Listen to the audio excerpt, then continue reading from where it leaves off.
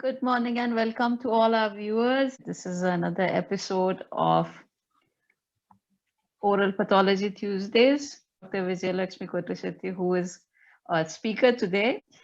She has lots of experience. She is professor and HOD in Maratha Mandal. She is a PhD guide. It's a great amount of research, and she is waiting to tell us all about the histomorphological variations in the oral cysts. So I think we will not wait any longer and we will just start. With that, I will hand over to you. Please start. Mostly I'll stick on to basic histopathological technique which helps us in diagnosing these histological features. Now coming to our topic of interest, histopathology of cyst, I'll be discussing odontogenic most in detail and some non-odontogenic cysts, and then few common cysts of and maxillary interim and soft tissue cysts. Now coming to most common odontogenic cyst, that is radicular cyst, also known as periapical cyst. This radicular cyst classically gives an appearance of non-stratified squamous epithelium. Okay, this is a non-stratified squamous non-keratinized stratified squamous epithelium. I'm sorry, non-keratinized stratified squamous epithelium, and this non-keratinized stratified squamous epithelium shows a typical arcading pattern with the entrapment of connective tissue within the epithelium. And this particular arcading pattern is given because the cyst proliferates in all direction, and when you do a sectioning, cross section of the epithelium, gives an appearance of arcading pattern.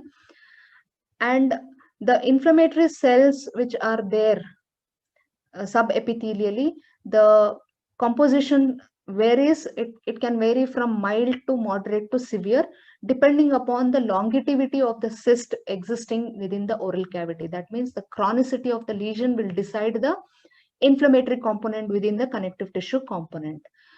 And basal cells, when you look at it, either they are flat or lobe cuboidal in nature, giving a typical stratified squamous appearance. Initially, when you look at a radicular cyst, as I said, it is a long-standing cyst. As the cyst enlarges in size, then you go on seeing arcading pattern. If you see a cyst which has just started to form, or early stages of cyst, it gives an appearance of a few layered thickness of a cyst with lumen filled with inflammatory cells, and subepithelially you can see the amount of inflammation which is present in the early cases. But if, of course, we have already spoken about this, I'll just not speak anything. So apart from this characteristic appearance of a radicular cyst, we get into a lot of variations which we can see in these radicular cysts, and might be confusing when we are giving a diagnosis, because it resembles some of the other odontogenic cysts of developmental origin. That is quiescent epithelium, keratinized epithelium, mucous cells within the epithelium of the cyst, ciliated cells within the cyst, or hyperplastic epithelium with vacuolation is also reported in radicular cyst. Now, when we are talking about quiescent epithelial lining, which is often a matured lining and it is seen in a long-standing radicular cyst, they appear either as a few layered stratified squamous epithelium, with most often the connective tissue and epithelium interface being straight. Some of the cysts may even show surface vacuolations, and the inflammatory component within the connective tissue wall would be very sparse. Again, depends on the chronicity of the lesion. Now, when we are looking into this kind of a cyst, which resembles other odontogenic cysts like dentigerous cyst or other lateral periodontal cyst, we need to be very specific in going back to our clinical features. That is where we require a correlation of clinical history. And generally what happens, these kinds of cysts are associated either with a long-standing case of treated dental caries treated case with either RCTs and crown placement, or you have a long-standing carious lesion with the cyst which has been asymptomatic for quite longer duration of time, giving this appearance. Hence, clinical correlation becomes mandatory in these cases.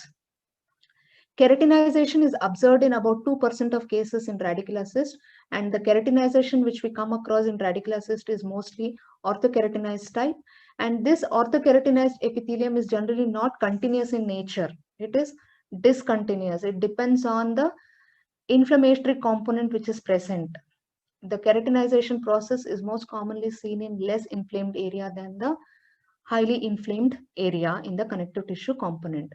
It was suggested that this particular transformation of epithelium from non-keratinized to keratinization is a metaplastic changes, and it is not any change due to phenotype within the mature epithelial cells, but rather a reprogramming process. When I tell reprogramming process, it means that the epithelial cell is changing itself into induced pluripotent cells, and these induced pluripotent stem cells have the capacity to undergo metaplastic changes.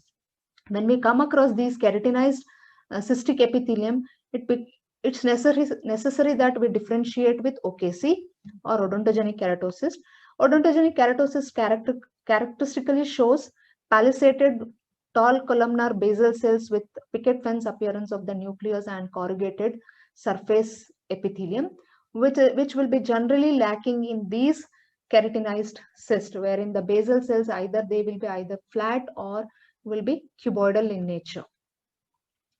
Apart from this, you might even see at times presence of ciliated epithelium within the radicular cyst, and it is stratified squamous epithelium with cilia which is prominently seen in the lining. And again, this may not be continuous process, it can be discontinuous process.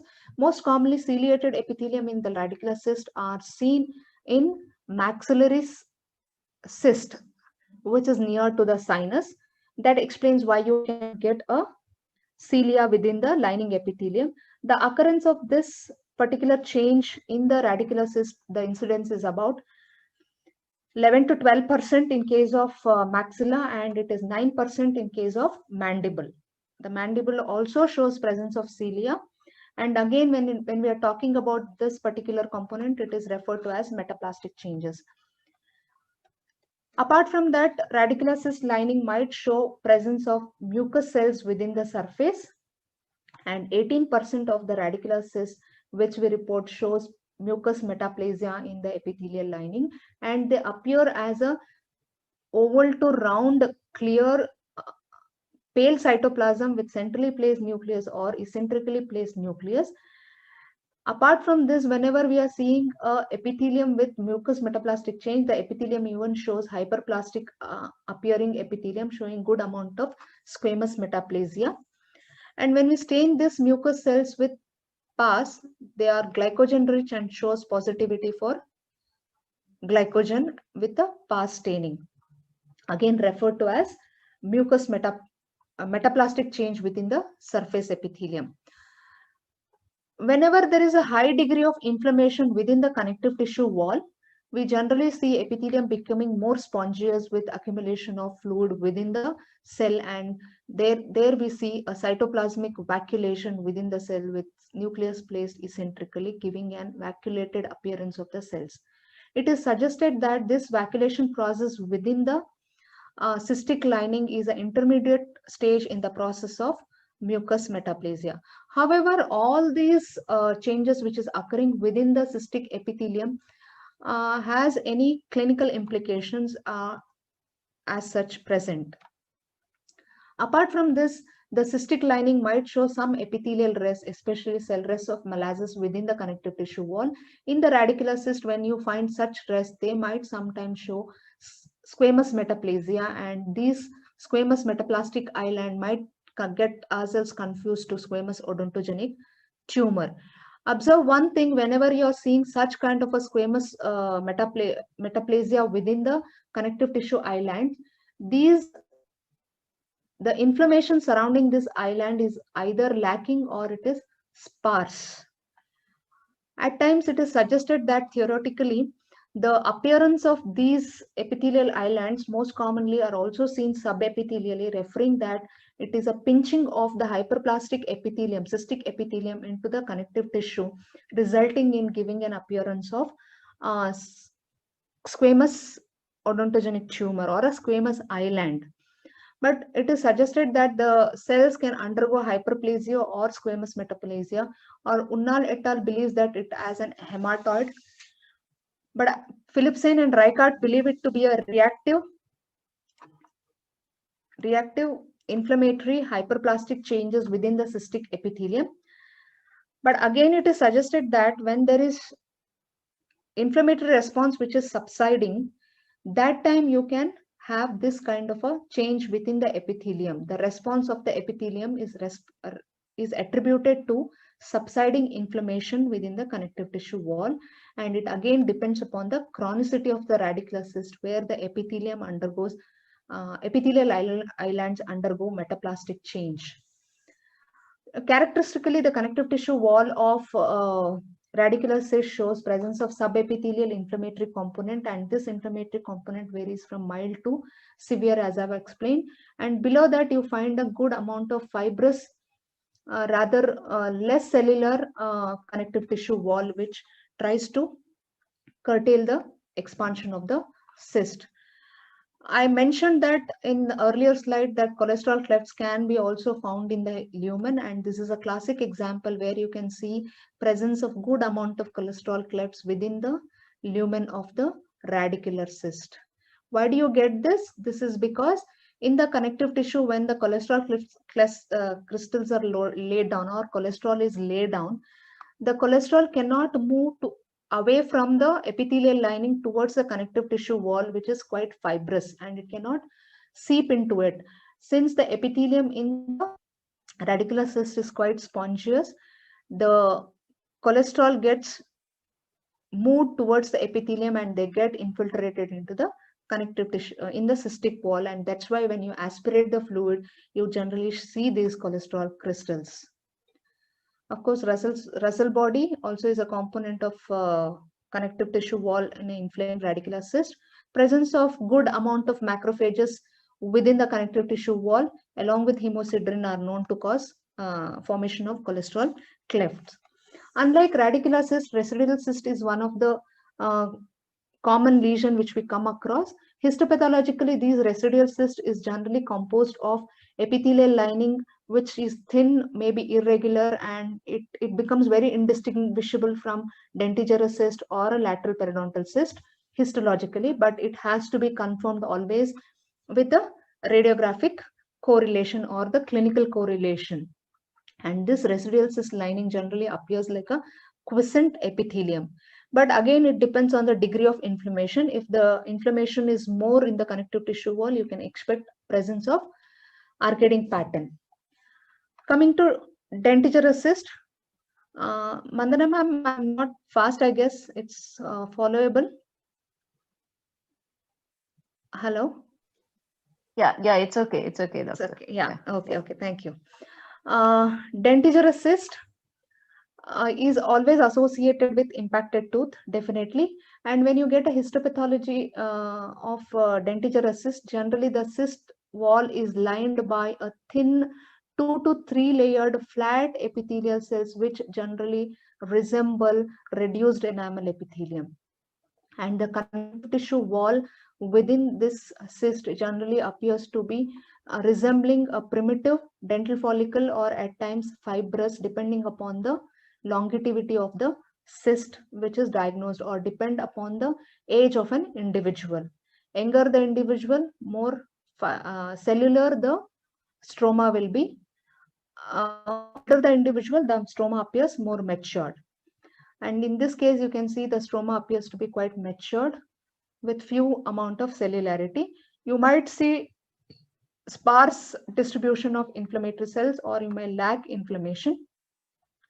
At times, the reduced enamel epithelium might even show cuboidal-like appearing basal cells, cuboidal basal cells in the lining epithelium.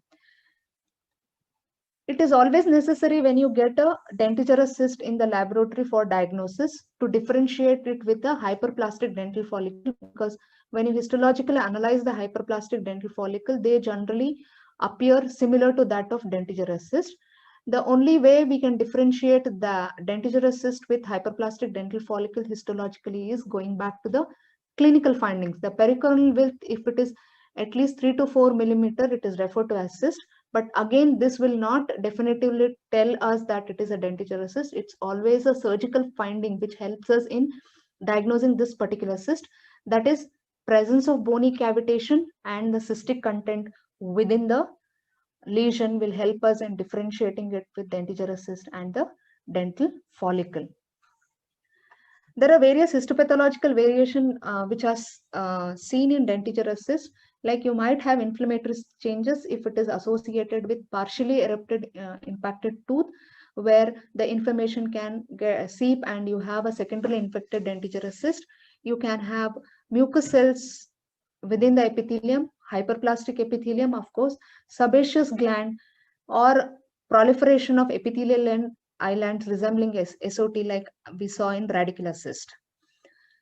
Inflammatory changes, of course, when we look into the inflammatory changes, it depends upon the amount of inflammation. If there is a mild inflammatory changes, we may not generally see any kind of hyperplastic changes within the epithelium, but the inflammation increases, then the reduced enamel epithelium metaplases that itself into squamous epithelium, stratified squamous epithelium, and at times these stratified squamous epithelium might show arcading pattern as we see in radicular cyst, and the cells even tend to show vacuolation because it becomes more spongious.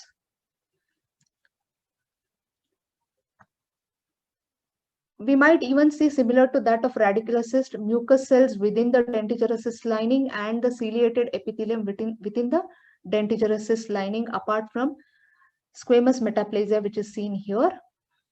You can just see the picture of reduced enamel epithelium changing itself into squamous metaplasia with ciliated epithelium showing certain papillary projections and epithelium showing hematoxyphilic mucinous material, giving an appearance of mucus cells. Now again, the pathogenesis related to origin of these lining is attributed to the metaplastic change of the epithelium, which has got reprogramming concept.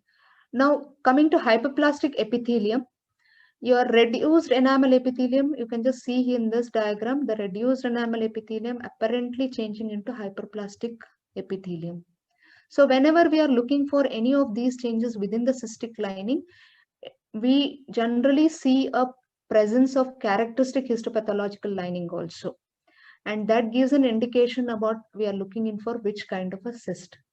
If suppose we are not able to see this kind of a lining, say dentigerous cyst, we are not able to see reduced enamel epithelium like lining, but we are seeing more of hyperplastic, it's always better to go for serial section and check for one focal area which determines the presence of reduced enamel epithelium.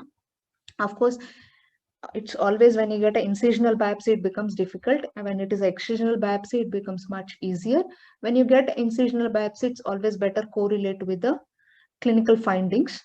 And the reason for hyperplastic epithelium within the dentigerous cyst is generally associated with age of an individual. Younger the individual, you see more of reduced enamel epithelium. Older the individual, the epithelium appears to be more hyperplastic. Coming to pigmented dentigerous cyst lining, generally the dentigerous cyst lining shows some amount of pigmentation,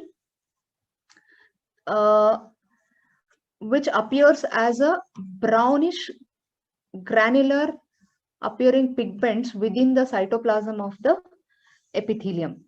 And there are only few cases which have been reported showing dentigerous cyst with melanin pigmentation, and this was confirmed that the presence of brown discoloration was melanin was by doing histochemical staining with Masson Fantona or S100 staining. Why Masson Fantona? This is a specific stain for melanin which helps in reduction of silver agent which is present in the stain. And S100, we know melanin is of neural crust origin, and S100 specifically stains for neurovascular bundle, thus suggesting these brown pigmentation within the dentigerous cyst lining is of melanin. Again, it goes back to either a pluripotent nature of the epithelial cells which can produce enamel, but the most accepted theory about the origin of this particular cyst arises way back to the embryogenesis of the tooth, that is more odontogenesis of the tooth. During the process of development of embryo, sorry, let me go to the next slide. The dental lamina, which originates from the primitive oral lining, usually is associated with neural crust cells proliferation. The presence of melanin producing cells migrate rapidly after neural crust morphogenesis is completed at the 4th week of fertilization. This means the presence of melanocytes in dental primordium points to the contribution by the neural crust cells, and we already know that neural crust cells plays an important role in the formation of tooth, thus explaining the histiogenesis of melanin in the odontogenic lesions, or the pigment, melanin pigment in the odontogenic lesion. And this particular concept is mostly common for all the odontogenic cyst epithelial lining, which is associated with production of melanin. Epithelial islands within the stroma of dental follicle is generally either they are quiescent, like what I'm showing in this picture, where they are small compressed islands in a fibrous connective tissue stroma, or they might be proliferating in the connective tissue stroma. At times, these proliferating epithelial islands might undergo squamous metaplasia and give an appearance of squamous odontogenic tumor. Most often, dentigerous cyst is reported with adenomatode odontogenic tumor. As I said already, that palpation of the cystic lining will definitely give an indication that we are either leading with the thin cystic lining or a thick cystic lining or a tumorous cystic lining. Now, whenever we are identifying adenomatode odontogenic tumor within the dentigerous cyst, we always see a dentigerous cyst lining getting itself transformed into odontogenic tumor. You can see here, there is a dentigerous cyst lining, thin reduced enamel epithelium, which is transforming into adenomatode odontogenic tumor, showing rosette pattern, okay, and epithelial island within the cystic lumen. And this is a cystic lumen, which you are seeing where the proliferation of tumor is taking place. Similarly, dentigerous cyst with mucoepidermoid carcinoma, the cystic lining undergoes metaplastic change from reduced enamel epithelium to hyperplastic epithelium with papillary projections and microcyst formation, and also presence of mucous cells. And when we are talking about dentigerous cyst changing into mucoepidermoid carcinoma, it is more common the dentigerous cyst lining showing mucous cells have the potential to differentiate themselves to mucoepidermoid carcinoma. This is about change in the epithelium from reduced enamel epithelium to microcystic epithelium, and the surface epithelium also shows some amount of dysplastic feature. Here you can just observe the hyperchromasia of the epithelial lining from basal to surface, and this particular epithelial lining will proliferate into the connective tissue, characteristically appearing like mucoepidermoid carcinoma, showing some amount of epidermoid cells, microcyst formation depending upon the grade of MEC. I'll not go in detail about these things. Similarly, you can even see in the epithelial island the squamous metaplasia and then the presence of mucous cells. Similar to that of mucoepidermoid carcinoma, you can have squamous cell carcinoma as a complication arising from dentigerous cyst. There is a diagnostic criteria which has been proposed by Gardner to call it as carcinoma arising in dentigerous cyst. Whenever we are talking about carcinoma arising from dentigerous cyst, the dentigerous cyst lining or the cystic epithelial lining should show dysplastic changes, and there should be frank transition of squamous cell carcinoma evident arising from the lining epithelium, like how we saw from the lining epithelium AOT arising. So that is what is mandatory to call it as a squamous cell carcinoma arising from dentigerous cyst. Apart from that, there should be absence of any carcinomatous change in the overlying epithelium, as in absence of any source of carcinoma in the adjacent structure. But the pathogenesis of this particular carcinoma occurring from dentigerous cyst lining is poorly understood, but inflammation is said to be one of the etiological for changing the epithelium into carcinomatous phenomena. But again, it has been directed towards pluripotential nature of the odontogenic epithelium. Coming to eruption cyst, which is a soft tissue cyst of dentigerous type. We call it as soft tissue dentigerous cyst, generally associated with erupting tooth. And whenever we see histologically, we have a nice oral epithelium, and then below we have a cystic cavity with a thin lining which resembles reduced enamel epithelium. Again, this thin lining depends upon the amount of inflammation which is present in the connective tissue stroma. The more the inflammation, hyperplastic the reduced enamel epithelium will become, and you can just see in this diagram the squamous metaplasia. Now coming to odontogenic keratocyst, not always you get a characteristic specimen in the lab which you can diagnose it as odontogenic keratocyst. The gross macroscopic appearance of odontogenic keratocyst which we receive in the lab would be mostly fragmented because of its fragile nature of the cystic lesion. But definitely surgeon generally gives us an indication that there was some cheesy material which he could see on opening up the lesion. But this one particular case which really drew my attention was recently I received maybe a week back or so a well circumscribed cyst and the tooth within. I couldn't see the tooth, I could just see the root, and covering the crown there was a nice good well enucleated mass. Looking at that, I also said that it could be dentigerous cyst and it is attaching to the neck of the tooth. But surprisingly, when I did a histopathology of this particular cyst, it turned out to be odontogenic keratocyst. Of course, it's not mandatory that always impacted tooth is associated with dentigerous cyst, but it was occurring on the neck of the tooth, which made me think it is dentigerous cyst. But characteristically, when I viewed the histopathology of the cyst, it shows a typical 8 to 10 layered cystic epithelium, the connective tissue and epithelial interface being straight without showing any proliferation, the cystic lumen showing flakes of keratin, and the surface showing corrugation. And of course, the keratinization which was seen was para-keratin type. So it was a para-keratinized epithelium. And the basal cells typically show tall columnar cells with picket fence appearance of the nucleus. Picket fence in the sense they are arranged at one sequence level, the nucleus, and they appear to be hyperchromatic. Apart from that, this was a characteristic histological feature which is seen in OKC. Apart from this, the epithelium and connective tissue interface is so loose that we can always see separation of epithelium from the connective tissue. That's why when you're analyzing histological section, most often either they are detached or we find discontinuous epithelium because the specimen when you are surgically removing comes in fragments. Just to show an example, I said always the Rushton bodies are present in inflammatory cyst, but this particular OKC was secondarily infected. You can see the amount of inflammation which is present on this side. Since this was infected OKC, we see some Rushton bodies within the cystic epithelium and also the dystrophic calcification in this particular lining. Most often OKCs are associated with presence of daughter cyst.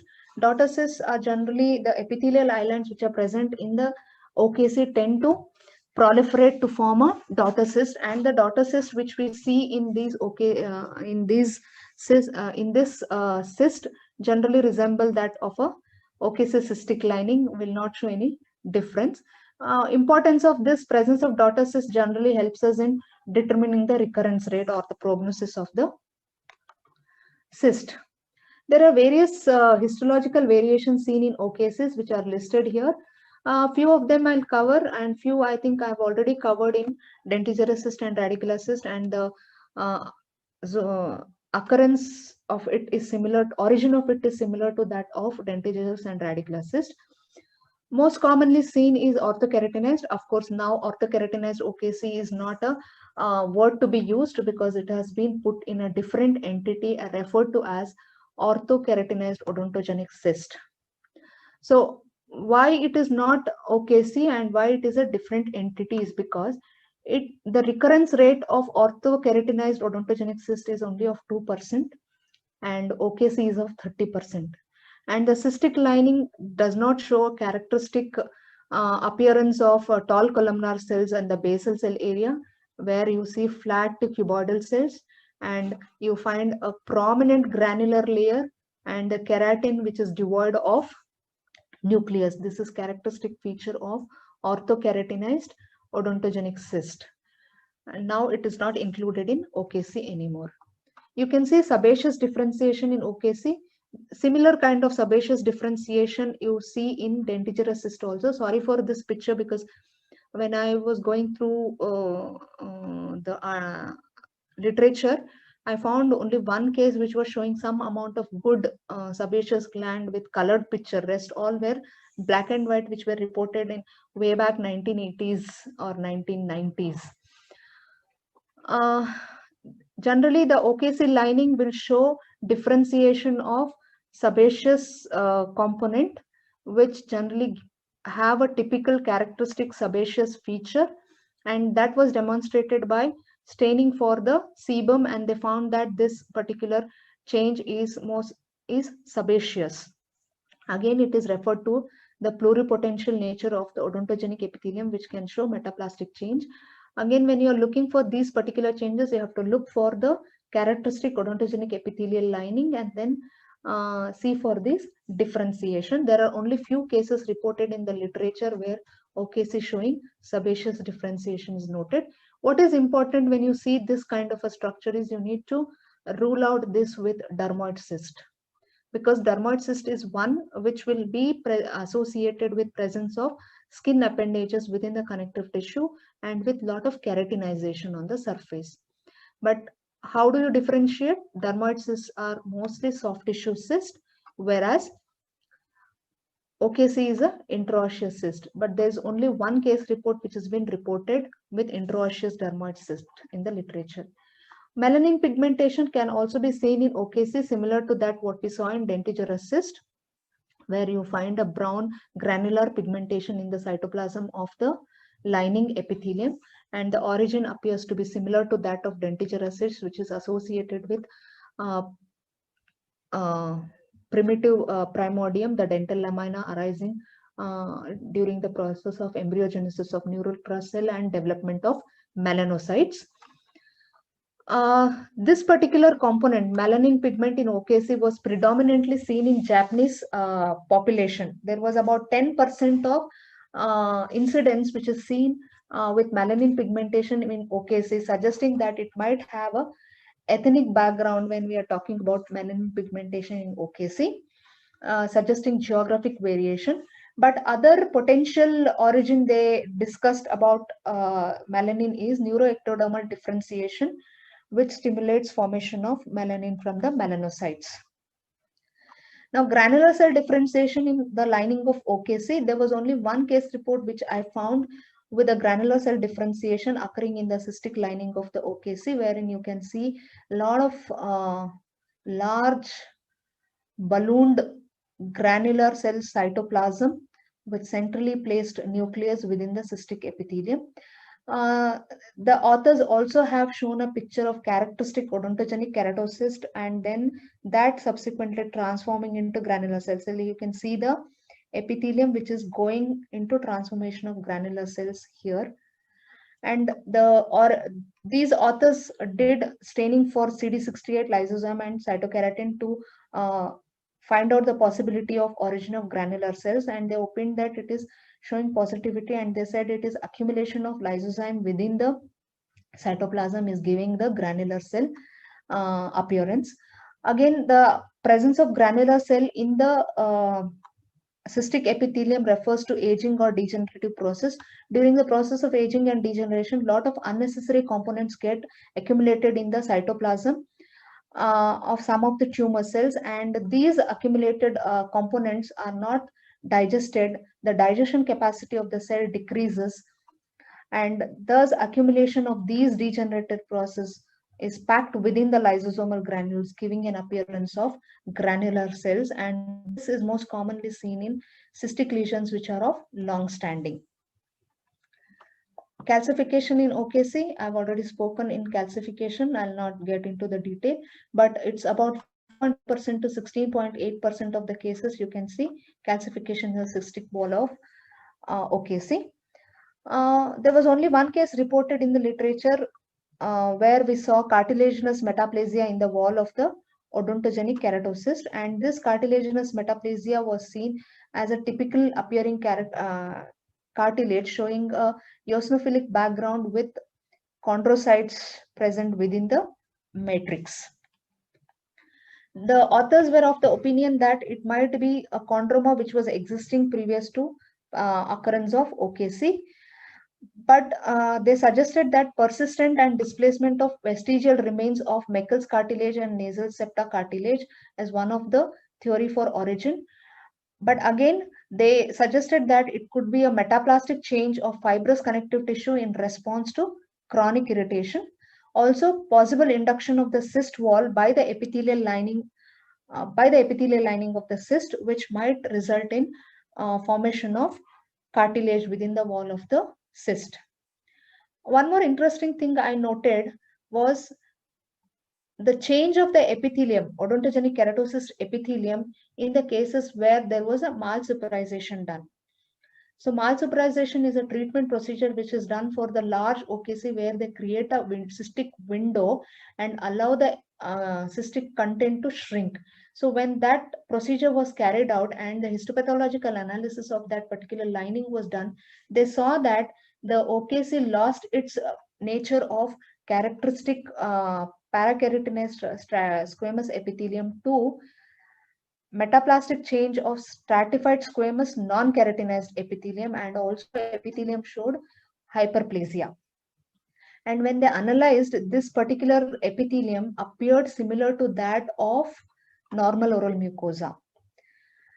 Similarly, in my department, recently when I was preparing for this presentation, I don't know it was by chance or what, I'm not sure, but I found this particular specimen referred by a private practitioner with the cyst arising from a previously extracted impacted third molar.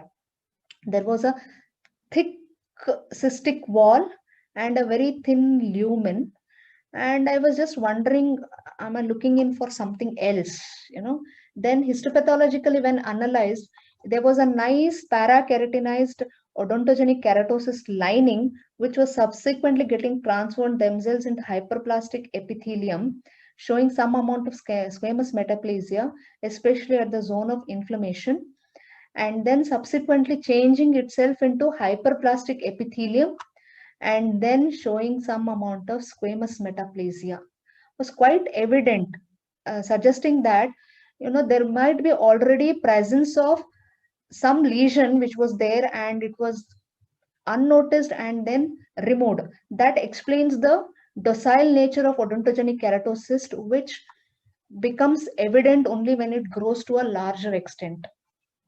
Subsequently, in one of the foci, I even saw the basal cell offshoots getting themselves formation of keratin pearl. Okay, this was the case which recently I diagnosed, and if in case you leave this particular lesion like that only without treatment, might result in squamous metaplastic change and form a squamous cell carcinoma, frank squamous cell carcinoma. So Brown and Gooch highlighted few important pathological sequence to say that it is a squamous cell carcinoma arising from odontogenic keratocyst, and they said you need to have initially epithelial hyperplasia to epithelial dysplasia of the cystic epithelium, and finally there is keratin metaplasia which will result in formation of development of squamous cell carcinoma. But Gardner et al. And Yu et al. Said that it is a long-standing inflammation which result in the formation of reactive oxygen metabolites, resulting in damage to the DNA, protein, and cell membranes, which eventually leads to compensatory proliferative response of neoplastic cells against normal apoptotic mechanism. There are about 8 cases which have been reported OKC changing into ameloblastoma. You can just see the epithelial lining getting itself transformed into ameloblastomatous proliferation. When you see this kind of ameloblastomatous proliferation, this is the epithelial lining which is generally transforming into ameloblastomatous proliferation, showing characteristic tall columnar cells peripherally with the stellate reticulum like cells, And of course, there is central keratin formation, that is the odontogenic epithelium changing into the follicles of ameloblastoma. When you get this kind of a picture histologically, you generally get confused with keratoameloblastoma. The only way to differentiate this with keratoameloblastoma is a solid variant of ameloblastoma and it's not a cystic one. That will help us in differentiating keratoameloblastoma with ameloblastoma. Apart from that, we would be seeing a good amount of OKC like epithelium in the OKC arising with ameloblastoma. Now coming to few of the uncommon cysts which occur in the oral cavity, and very little information is there about their histological variations, that is gingival cysts of adults and lateral periodontal cysts. They are combined together because it's only the location which will differentiate, otherwise histologically they are almost the same. Gingival cyst generally occurs in the gingival portion and arises as a soft tissue lesion, whereas lateral periodontal cyst is supposed to be arising from the dental follicle or the pericoronal tissue covering the tooth, and during the process of eruption they just get pinched off from the junctional epithelium to form a lateral periodontal cyst. Histologically, when we see both gingival cyst and lateral periodontal cyst, we see a good amount of surface normal oral mucosa with a connective tissue and then a cystic lining and a cystic cavity. The cystic lining is characteristically of reduced enamel epithelium, and if you go back and trace the serial sections of this cystic epithelium, in case of lateral periodontal cyst, you can always get into the junctional epithelium area where you can see presence of some amount of inflammatory component within the connective tissue. Otherwise, both the cysts are non-inflammatory in nature. Both the cysts show epithelial thickening, which you can see here. The epithelial thickening in gingival cyst is very less, and if at all we see, they are either hyperchromatic basiloid looking cells, whereas in case of lateral periodontal cyst, the epithelial thickening will be more, and as the epithelial thickening increases, the cell undergoes clear cell phenomena, wherein there is accumulation of intercellular fluid within the cells, giving an appearance of clear cells. You can see in this picture the presence of clear cells in the epithelial thicks or plaques of epithelium, what we call it as. They are generally glycogen-rich clear cells and they stain positive for PAS. The reasoning for these epithelial thickening either in gingival cyst or lateral periodontal cyst is not known, but it is said that they occur spontaneously. And initially the epithelial thickening starts with a basal cell and then subsequently involves the entire cystic lining. Thus, as it grows in increasing in size, the central cells become clear and they themselves get folded, and there will be central cystic degeneration, and this particular epithelial folding, as they go on increasing size, will change from lateral periodontal cyst to botryoid odontogenic cyst. That's why the botryoid odontogenic cyst is said to be a component or a variation of lateral periodontal cyst. Histologically, lateral periodontal cyst shows certain variations like presence of melanin or melanophages in the fibrous wall. There are cases where they have reported epithelial lining to undergo verrucous hyperplasia.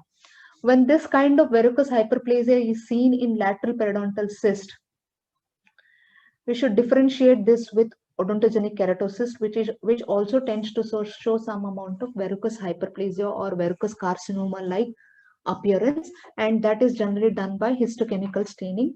When staining for NADH2, NADPH2, and glutamate dehydrogenase is done, it is positive for both odontogenic keratocyst and lateral periodontal cyst, but weak positivity is seen with acid and alkaline phosphatase with respect to lateral periodontal cyst, whereas strong positivity is seen with acid phosphatase in case of OKC, which will help us in differentiating between this kind of lining seen in lateral periodontal cyst and odontogenic keratocyst. Botryoid odontogenic cyst, as I already mentioned, it is a variant of lateral periodontal cyst. The only reason why it has to be considered as a different entity is it may arise beyond lateral area of the tooth, and it has a tendency to recur, and it is multicystic in nature and has got a can expand. That's why it is studied as a separate entity. Histologically, when you look at Botrytis odontogenic cyst, you see multicystic small to large cyst spaces with cystic content within these cysts, and then the cystic, each microcyst is lined by a thin layer of reduced enamel epithelium, and at times you might see epithelial thickening within the lining of these cysts, and these epithelial thickening which are seen are usually not usually do not show clear cells as it is seen in lateral periodontal cyst.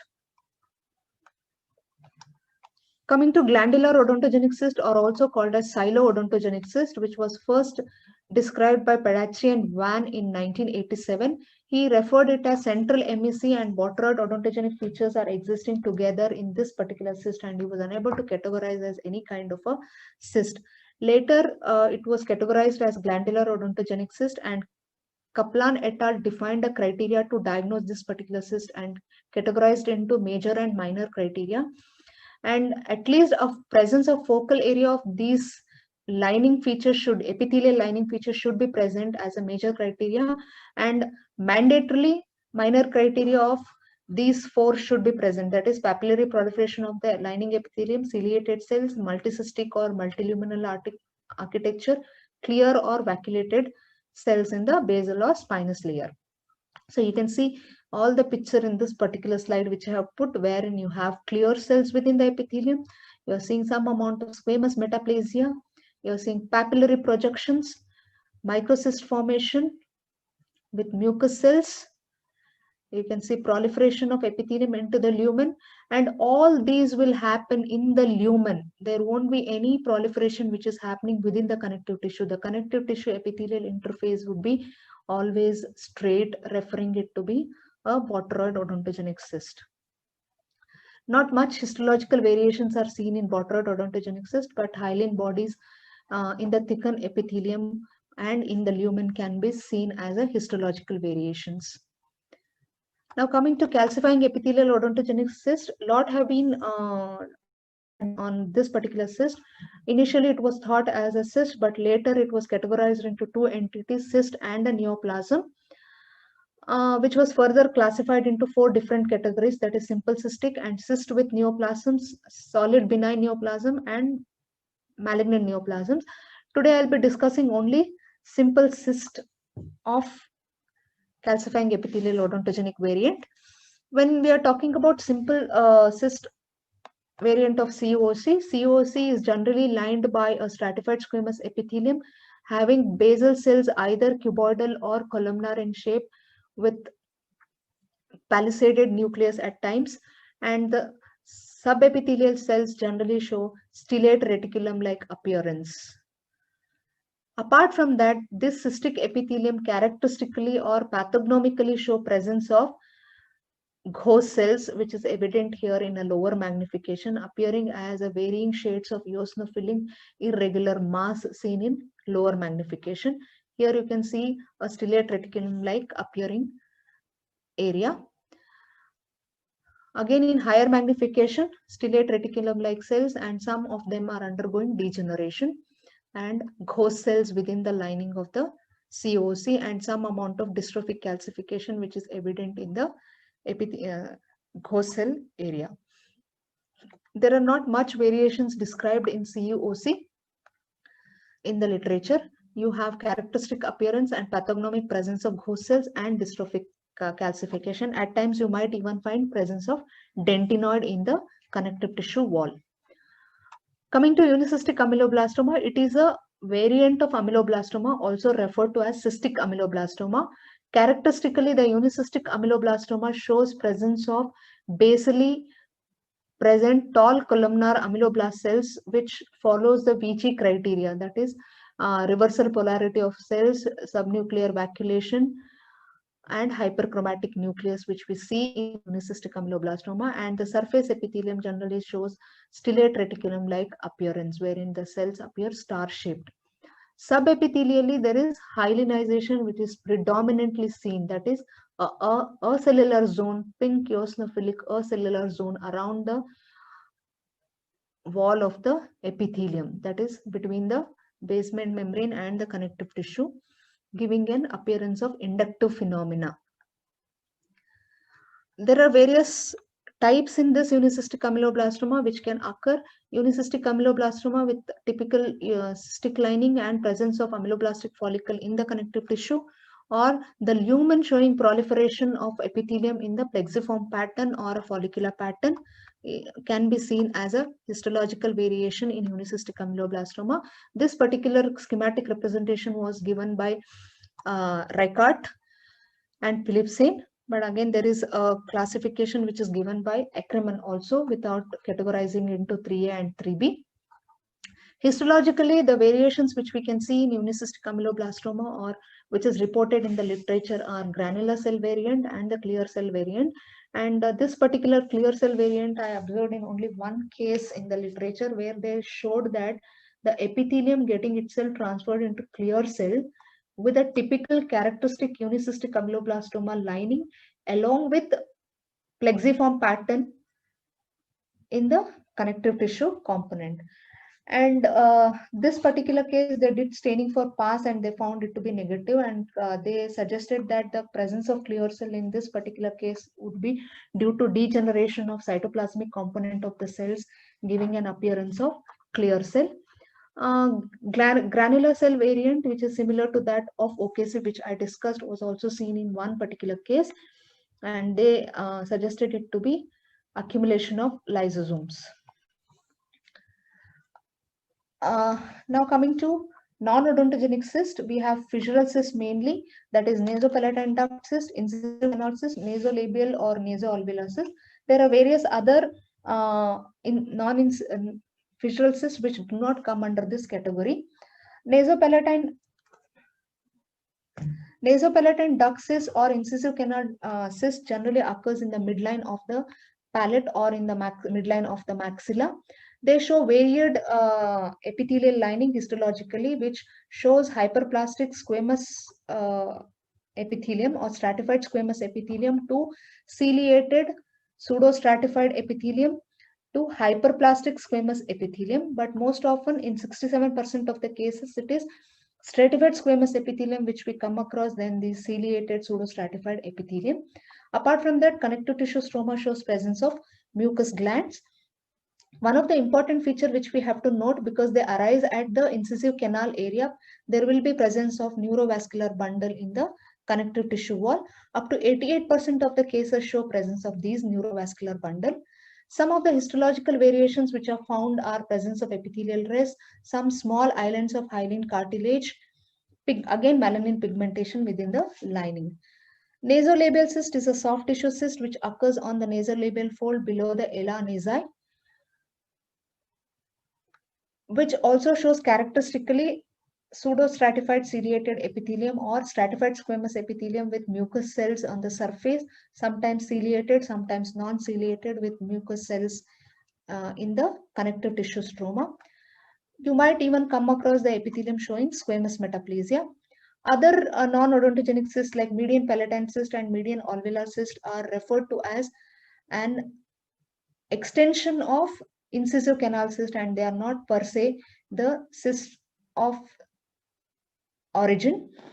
Median palatine cyst is a posterior extension of incisive canal cyst, and median alveolar cyst is anterior extension. Median mandibular cyst, mandible develops as a whole, hence the theory of fusion of two units of the mandible results in formation of this particular cyst is overruled, and they say that the histological appearance of the cyst mostly resembles that of lateral periodontal cyst or OKC.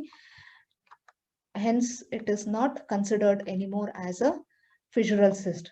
Coming to globulomaxillary cyst, the location of globulomaxillary cyst is between maxillary lateral incisor and canine, suggesting it more of lateral periodontal cyst. And histologically, when you look at it, either they show a feature of lateral periodontal cyst or OKC, and then accordingly it has to be diagnosed, and they are no more used as a terminology, globulomaxillary cyst, median mandibular cyst, etc.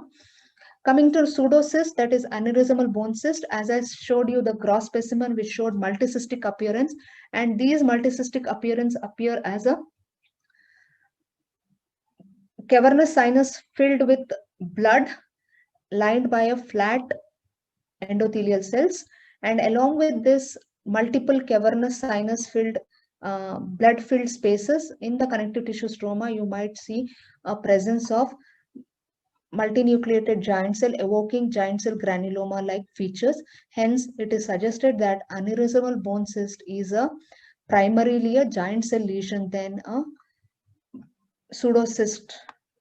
Histologically, aneurysmal bone cyst can show variation by formation of ossifications within the connective tissue, and that ossification resembles similar to that of ossifying fibroma, where you have cementum-like calcification and fibrocellular stroma, as we see in this particular picture.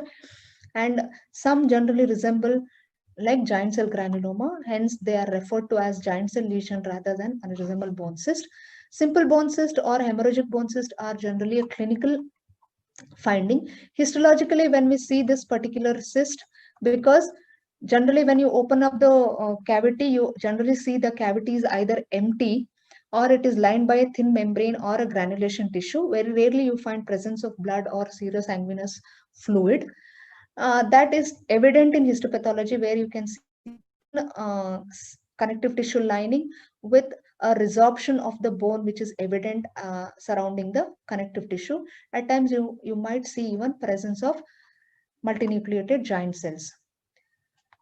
Coming to cysts of maxillary antrum, there are four sorry, Dr. Vijay Yes, Lakshmi. Yeah, Yes, I'm ma'am. interrupting you. Are there many Yeah. left?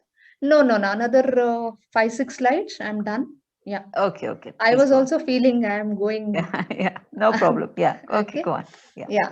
Cysts of maxillary antrum, which has been classified into 4 different cysts: mucocysts, retention cysts, pseudocyst, and postoperative maxillary cyst. Mucocele is one of the thing which is commonly encountered, but not that common. If you do a review of literature, you find few cases reported. They appear as a well-demarcated radio-opaque mass in the antral area. Generally, the cyst shows maxillary sinus lining along with a flat few layered epithelium with connective tissue showing some amount of granular hematoxyphilic calcification, which is seen in this particular cyst. Mucoceles of salivary gland are more common, especially in the upper and lower lip, and they have been categorized into either extravasation type and retention type, depending upon the epithelial lining present. If there is absence of epithelial lining, it goes in favor of extravasation type. If there is presence of epithelium, it goes in favor of retention cyst. When it is present with the lining in the retention cyst, they say that it is more of salivary duct cyst. This is a histopathology of extravasation mucocele, wherein you have a connective tissue component which is having inflammatory cells, and then the central mucin pooled mucinophages. Pass of the same. As I said, mucus retention cyst, they are characteristically lined by 3 different kind of lining, which might vary from few layered, bilayered epithelium to multi-layered, showing sometime reactive oncocytoid appearance or mucopapillary appearance. And when you have these kind of variations, they are generally referred as salivary duct cyst, also referred as psilocyst. Can see the variations. You can see a stratified squamous epithelium to oncocytoid appearing epithelium, mucous metaplastic epithelium. I think I'll skip on to this. I've already spoken about dermoid and epidermoid cyst, which was there in my OKC presentation. Generally, grossly, when you see a specimen, you have a cheesy material within the cystic lumen. Histologically, you find a characteristic orthokeratinized epithelium with skin appendages in dermoid and absence of skin appendages in epidermoid cyst. Some histological variation is presence of giant cell lesion, granuloma. Last but not the least, parasitic cyst, which is of 2 types: hydatid cyst, cystisarcosis cellulosae, which is caused by tapeworm organism. Most commonly we encounter in the oral cavity is hydatid cyst. It is only 2% of cases where you see hydatid cyst occurring in the maxillofacial region. This is generally arises from the dog tapeworm called as E. granulosus. This enters the human, and human can also act as an intermediate host, and when it enters into the human body, they enter the GI tract, where the ova rupture to form small embryos, rupture in the intestinal wall, get disseminated through blood vessels and lymphatics. Histologically, when you see this particular kind of a cyst, you generally see a fibrous host capsule, which is showing foreign body reaction with giant cells and inflammatory cells. And then you have a typical acellular lamellated wall, and then you have a germinal center. From the germinal center, you can see a Brug's capsule containing scolex, that is the hooks of the tapeworm. Similar to that is a cystisarcocellulose, which is a pork tapeworm, where human acts as a definitive host or an intermediate host. Again, it also shows a host fibrous capsule, and within the fibrous capsule, you can see a germinal center, germinal area, where you can see prominently presence of hooklets or a Bothria, or what we call it as tapeworm sucklings. Generally, the outer fibrous component from the host generally shows presence of inflammatory component. In conclusion, cysts of the oral regions occur commonly owing to mouth's complex embryonic origin and frequency of inflammation. Knowing classification of cyst is important to understand the terminology. Histopathological diagnosis is very important for the management of this particular orofacial cyst, and it acts as a cornerstone for treatment. Thank you. I'd like to acknowledge my principal and my Central Research Lab director, Dr. Bhatt sir, being always encouraging me, and my colleagues and my postgraduate student who helped me in doing this presentation. Thank you. Any questions? I hope there is time left for questions. Yes, there is always time left for questions. One is from Dr. Bhavna, and she's saying 9% of mandibular radicular cysts show ciliated epithelium. Is it because of metaplasia or something else? It's basically because of metaplasia, that is induced pluripotential nature of the odontogenic epithelium, which gets reprogrammed, will result in metaplastic changes. Okay. Right. Yes. And of course, we are going back a little bit to malignancy, and Dr. Priya is asking, malignant transformation in cystic lining, what is your experience?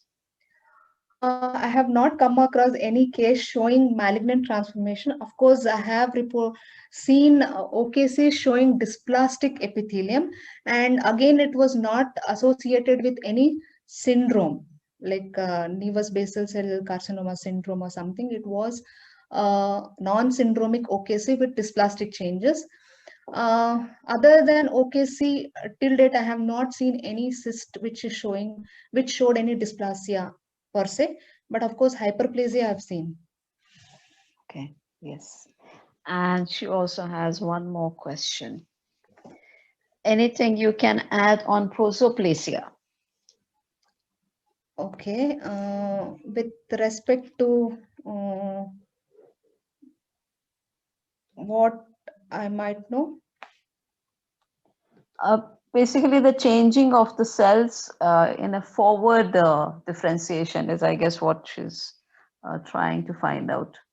Where we have, instead of, you have the backward regression, but the forward differentiation, where you become to a more advanced cell. I would assume even a mucus cell transformation. I didn't come across anything like that happening in case of mucous metaplastic changes when these cases of cyst. Thank you, everyone. Thank you, everyone who has been on YouTube, and thank you all. Have a wonderful day, and hope to see you all in the next session. Thank you. Ma'am, thank you very much for opportunity. Good day, Priya. Good day, everyone. Bye-bye. Yes, ma'am. Thank you, ma'am. Good day, ma'am. Good day. Bye.